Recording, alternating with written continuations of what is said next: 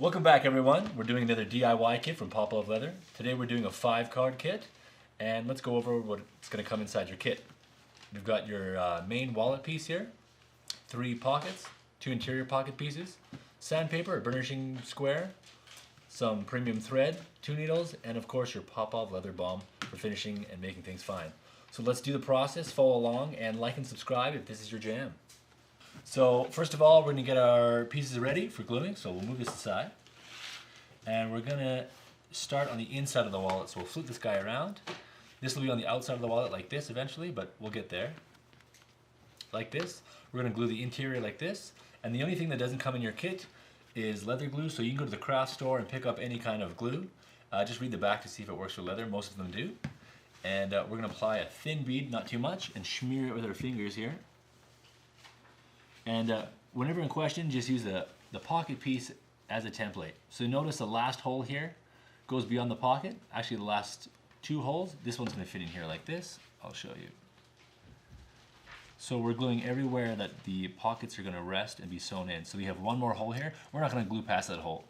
So using this as a template, let's get some glue going here. And not too much. We're going to smear it with our fingers.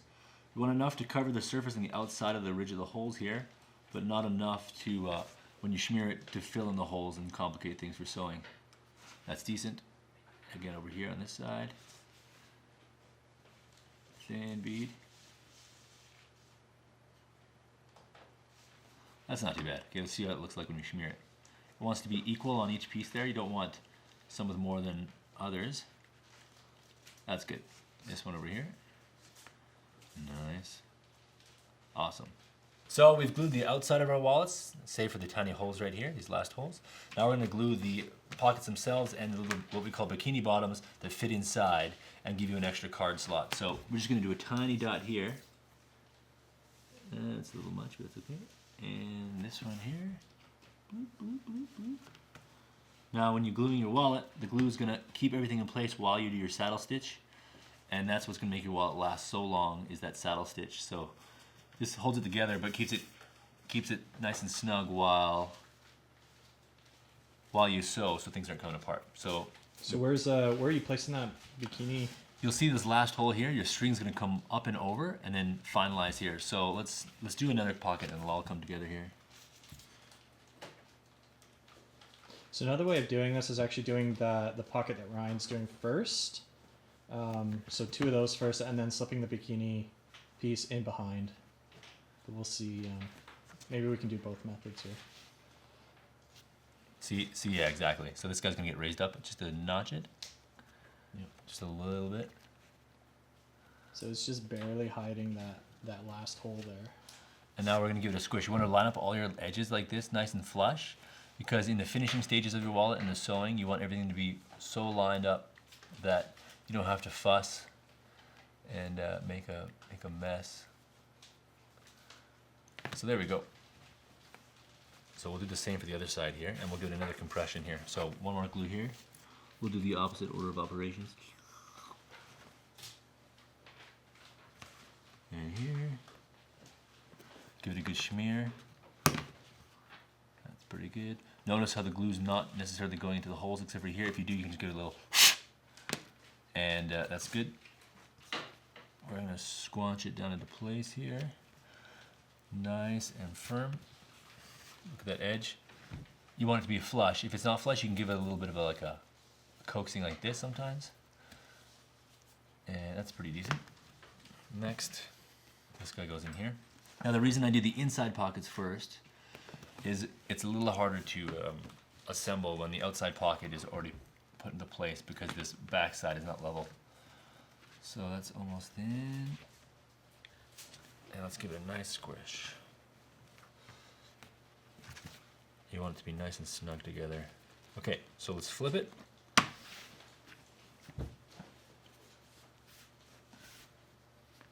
We're gonna put it right here. So you'll take your sandpaper at this point, and this is great. You're gonna take the outside layer of the leather that's waxy and finished, and we're gonna take it off with the sandpaper so that this adheres, when it's glued, it adheres to the outside of the wallet. Otherwise, it's gonna temporarily stick and come undone. So you'll notice that nice white finish there. That's what we're looking for. Pretty simple. Next, again, using the pocket as a template. Great. Okay, so let's glue. Get any little fluffs off there. And let's see what we got. That's good.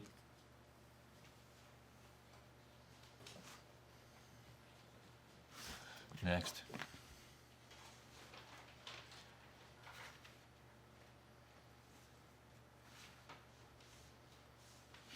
Okay. Smear again with your finger, nice and even, but not getting it into the holes. That's good. Next over here. That's good. Now the goal is to have enough glue to stick it together, but not too much glue that when you squish it together, it's spewing out the outsides on account that Glue sandwich? a glue sandwich. Once you get that, it's gonna be hard to finish at the end of the project. Okay, so let's give it a squanch, squanch, squanch, squanch. That's pretty flush. That looks good. Give it another final squish. And now we're already ready to move on to the sewing stage. And we're gonna use a saddle stitch, which once done, your wallet won't come undone. It won't fray, it won't get cut, and come undone like a wool sweater. So we'll grab our needles now, and let's get cooking. So we're gonna unravel this little bundle without any knots. And before you get ahead and start sewing, you're just gonna take your thread, as always, from the top and just unwind it like this. Descringle? To get the scringles out, de-scringleize. Now, we're gonna do a saddle stitch. So we'll prepare our needles in such a way that from the tension of the needle, it won't come undone. So we're gonna thread it like this, pull through, give it over needle's length, as such, and stab it back through. That's what it's gonna look like. Now, you'll take that stab bit, pull it back, and we go to whoop. That's not coming undone anytime soon. Next, put it through the hole, over needle's length. We're gonna stab it through, I'll show you, just like that. Pull it back, there you go. Make sure there's no scringles, and let's start sewing. So I'm gonna start on the inside here, up at the top corner. And as you pull through, we're gonna make sure the threads themselves are at equal distance. Otherwise, by the end of the wallet, by the end of the side you get to, one will be far back here and one will be too short. So knowing that they're equal, you're gonna succeed here. I'm gonna take this top one, put it through the hole. So it's going through the first hole, coming through the back. Notice I still have my tension on this other thread. I'm pulling this through. I'm gonna let it drop. Any twists of the needle are now gonna untwist themselves. I'm picking up this thread. I still have tension on it. And now I'm doing the switch. Tension on this one. And as I picked up this thread, I've actually unscringled it as well, taking the spirals out. This is gonna give a nice cascade in our saddle stitch. It's gonna come back through. And the point of this is, this one's always going above the bottom thread. And we're pulling up. Likewise, I'm gonna go through again. You see that? Going to the back, pull through, drop.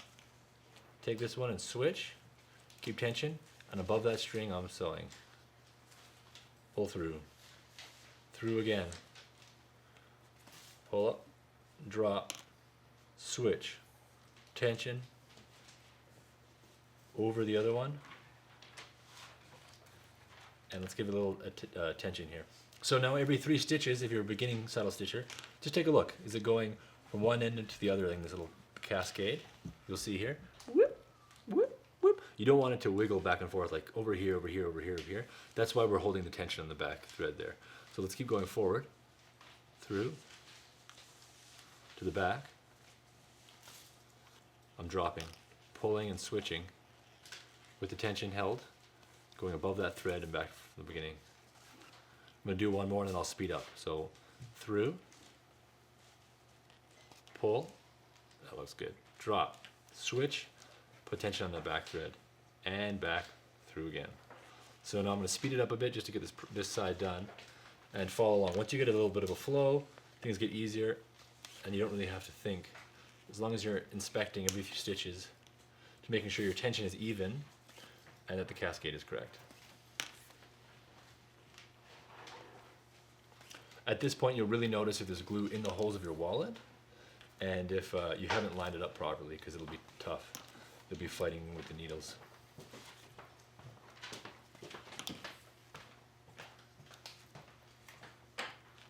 You're very fast at this. I'm trying. So you prefer doing this with on a stitching pony? I do, because ponies are generally made for a certain height of people, and so I started hurting my neck after a while. And here I can move it over here, or I can move it over here, and I can engage different muscle groups in my body, or walk around and talk and rant at other coworkers. So here we go. This is also good too if you're sewing and you need to fix something out in the field and you don't have a full setup. You can, if you practice the stitch, there's no reason you couldn't fix your jacket or sew a bison. Entire bison? Put an entire bison together. There we go. So this is great. If this, for whatever reason, got cut, the thread got cut, the entire thing's not going to come undone. It'll hold together while it's in the field or whatever you're doing. And worst comes to worst, you can even just melt the thread back into the hole and your wallet's going to stay together. Whereas a machine thread, if one bit comes undone, you have to machine stitch the entire thing again. And that's what makes hand stitching and what we do at Popov Leather so durable. There we go. So in this instance, the needles are passing through the same hole twice. So if one part of that stitch length gets cut, then you still have that other needle pass through that keeps the whole stitch together. Whereas with a machine stitch, it's a lock stitch, so if one part of that gets cut, then you could essentially just pull the whole thread out of the stitch length. And there's no real shortcutting this process.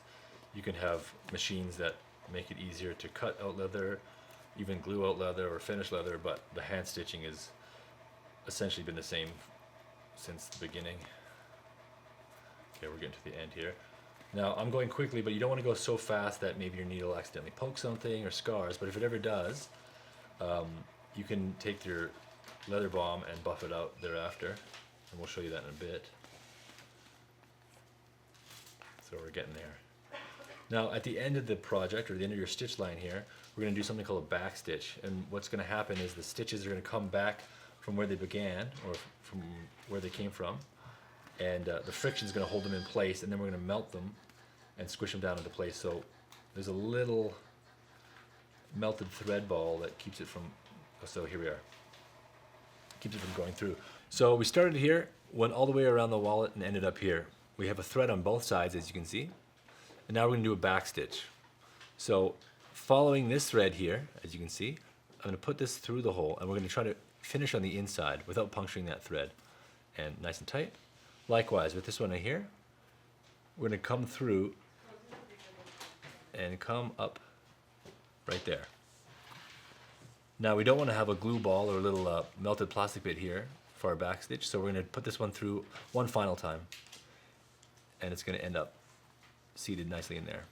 So you have both lengths of the thread kind of resting on the back of the wallet, and that's where you're going to, I guess, terminate the threads and melt them. So I'm going to grab some scissors here. Yeah. So here's one trick for this. You don't want to have too much thread on the outside. What ends up happening is if you're melting it, you're going to get a giant flaming ball of plastic that'll turn black. Yeah, exactly. So we're going to cut it, give it maybe 2 millimeters or 1/16 of an inch or something. I don't know the math. There we go, that length. And we're just going to, we can do 2 at a time if you want to cascade up and down. I'll do 1 at a time just to show you here. So watch how I'm not actually burning the thread, I'm more so melting it. And now that it's couched back in there, I'm going to give it a squanch. See how it sits inside? Likewise over here, give it a little squanch. 1, 2, 3, and push. Just dancing the flame so you don't burn the leather. Yeah, exactly. So that's great. Even tension all the way around. There's a nice cascade, and our back stitch is done. So we're going to do alternately. We're going to swap the wallet over and start here and end up on this side. So I'm going to take my threaded needles. Here, take these needles and just give it a little tension. You can just pull the thread off there. Again, give it some tension. It's a bit of a thing to handle there. And there we go. And pull that fluffy bit off. Take your other thread, de-scringle it. We're going to thread it through here. Over a needle's length. We're going to puncture through the thread, pull, done. Next. And here we go. Pull, thread through, done. Ready? Pick up your wallet. I'm going to start where we left off and end here. So you'll have alternately the glue balls, your back stitch on opposite sides. So we're going to pull through the front hole, and we're going to make sure our two threads are even length as such. And I'm going to do this with us. I'll swap back and forth here for you. So first needle goes through the first hole, and so if it's not lined up well, you're going to have a little bit of an angle. That was that first pocket I put in. That is maybe a bit low. Here we go. I'm going to pull through the back, drop, swap, and pull. Maybe that should be our slogan. Swap and pull. We have a push through. I'm gonna find this hole now. Push through. Pull. Drop. Swap and pull. And then push again. What was it? Push, pull, swap, and... So push, pull, drop, swap, pull, and push. Wow. Push, pull. Oh, this is tough. See, this is the first pocket that I did the bikini bottom, the inside pocket before this one, and so now you're seeing the difficulty if it's not done perfectly in the glue stage. And swapping there, perfect. And let's keep going. Push, pull, swap, push. Push, Push, pull, drop, swap, pull, push, pull, push, pull, drop, swap, pull, push, pull. Got it. So P, P, S, P, P, S, P. It's as easy as that. It's impossible to forget. There we go. So the rest of these holes are nicely lined up. That's great. So I'm just going to kind of speed up a bit here. And then we'll get into the finishing territory. Where are we? There we go.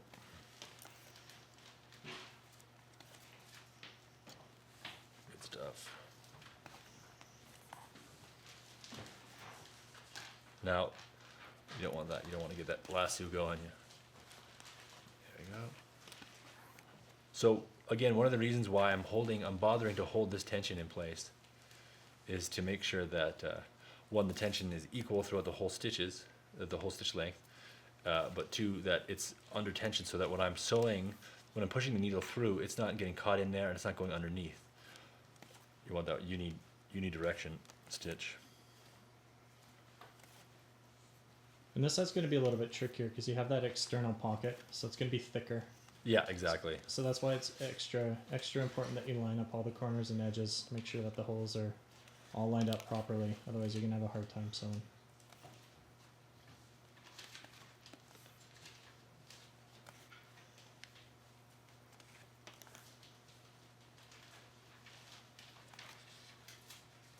There we go.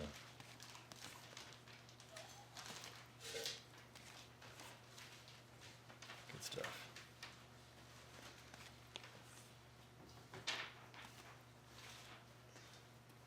Okay. So here, look at this. So this is, I've given it a bit of extra length here, but for whatever reason in this stage, you know how we leveled off our two needles? Maybe it was in my ranting, or a tension disparity, but you have a bit of a disparity between these two needle lengths now. So I think we'll be fine towards the end because we always give it a little bit extra. But this, imagine if this was much worse, you get to the end and you'd have Mr. Stubbs over here, finish here, and Long John Johnson way down here. You're gonna have to go back all the way again from the beginning. So let's see what what it has in store for us. And is there any difference correcting a stitch like that than there is going forward? Or are you essentially just going backwards? If you mean going backwards, I think sometimes it's if you have another thread worth just cutting it and unstitching, depending on how well your cascade was going. Because if your cascade wasn't perfect, or if you punctured one of your needles through the thread, having that undone is really tough. And another thing what you can do is if you're going to stitch rip it, is you can, instead of actually ripping the stitch, you can cut your needles off and one by one undo it and then rethread the needle, so you're not actually destroying the thread. Mm-hmm. But that's kind of a reason why we give extra length. Like after many wallets sewn, you'll feel like a quarter way through the wallet like something doesn't feel right, and then sometimes you'll guess it and be like, no, we'll be fine. By the end of the wallet, you're like, no, I just wasted a half an hour. Should have trusted your gut instinct. But for this, because we have such a small distance to go, it's fine. There we go.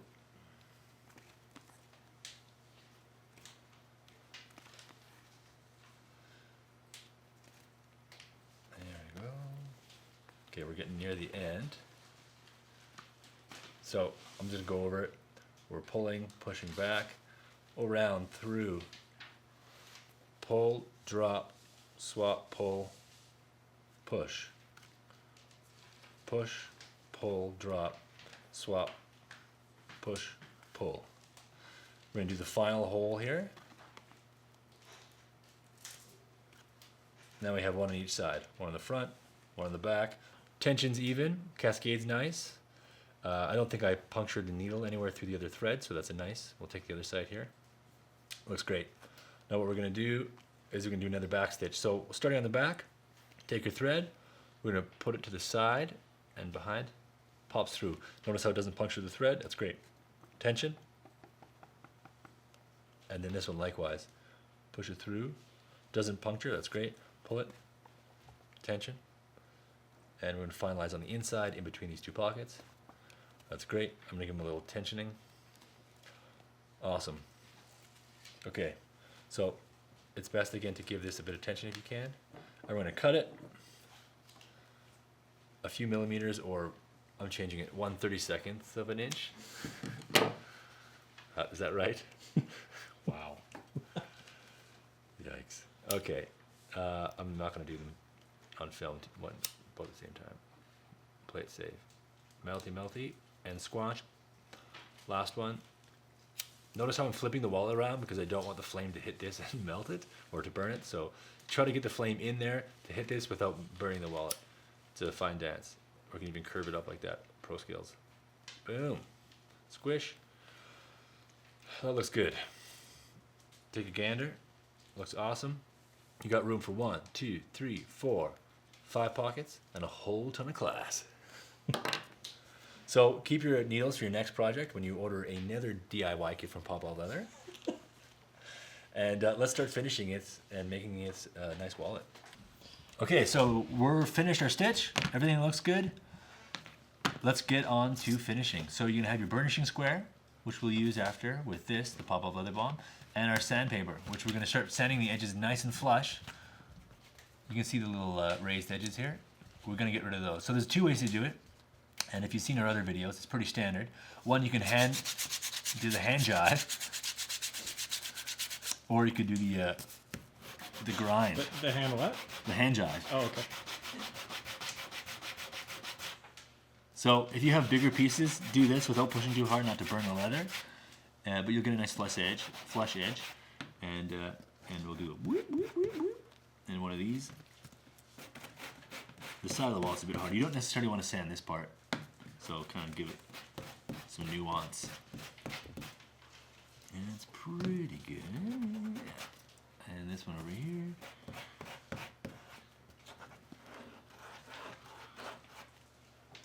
Yeah, see, in the gluing process, this was off by a hairline, so it's going to make a bit more work during the sanding time. So that's a good example as to why you want to put as much time and energy at home, not in front of a camera, gluing your wallet together. There we go, almost done.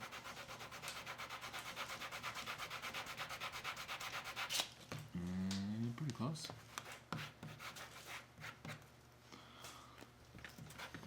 You could also do the double dip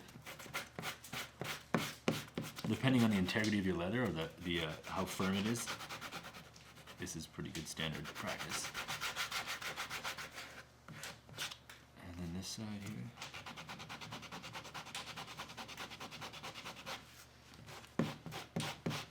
It's getting there. The corner is nice and round. And here you're going to see if you have any glue that came over the edge. You'll have a little line. There's a thin line here of where the glue was, but it's not thick enough to be showing after the whole process is done here. So, and one more.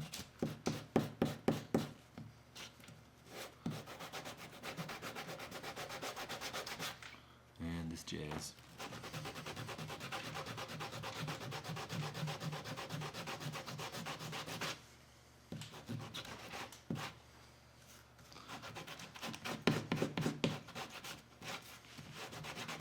Once you get the bulk of it done, we'll do the hand jive. And that's going to get rid of the small burrs and any inconsistencies. There we go, there we go.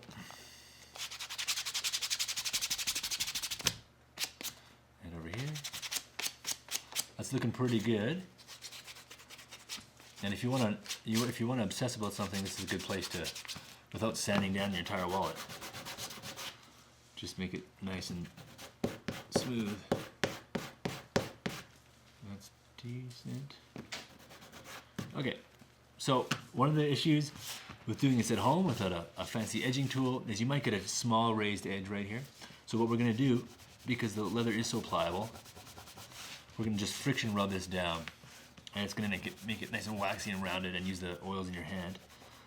And I'm doing it to the point where I'm actually getting some heat, and that's going to help remediate any kind of raised edge there.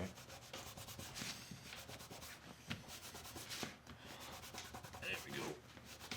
Okay, that's looking pretty good.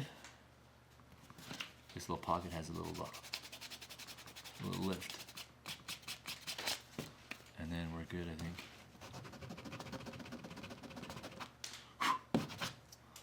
Yep.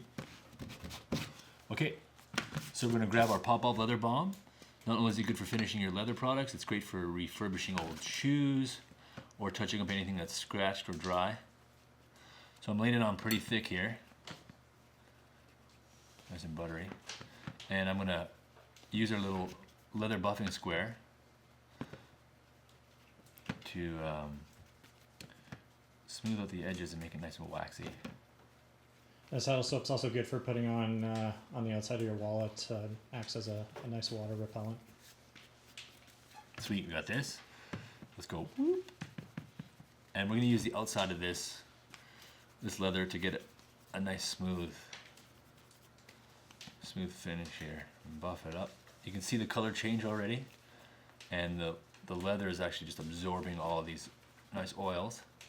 And then my favorite thing to do, and I often do this when I'm just out in public and waiting in a line, is to hand buff your wallet.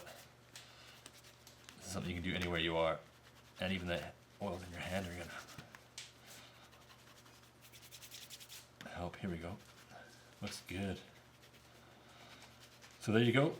If I can do it, you can definitely do it. DIY 5-card Popov leather Horween wallet. Classy. Now let's get some cards in here. Check this out. So your card is going to fit perfectly in here on the outside. This is a great place to put a tapping card or your business card. And on the inside, you got room for 5. Sometimes, if you're like me, you can even just take a bill and stuff it in there too. Looks great. Thanks for following along. If you enjoyed this content and want to see more, just subscribe and hit the like button below. And thanks for tuning in. Thanks, man. Looks great. Thank you.